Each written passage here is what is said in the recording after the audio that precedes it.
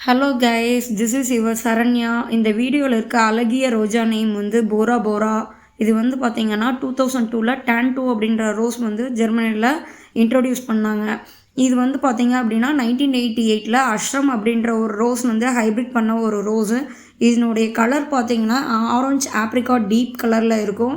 இதோட ஃப்ராக்னன்ஸ் பார்த்தீங்கன்னா Frooti fragrance. ஈஸியாக வளர்க்கக்கூடிய ஒரு பிளான்ட்டு. இதோட மெயின்டெனன்ஸ் காஸ்ட்டும் ரொம்ப கம்மி. வீக்லி ஒரு பெஸ்டிசைடு, ஒரு என்பிகே ஃபெர்டிலைசரு, ஹியூமிக் ஆசிடு, ஒரு பிஜிஆர்னால் இசாபியன் கொடுக்கலாம்.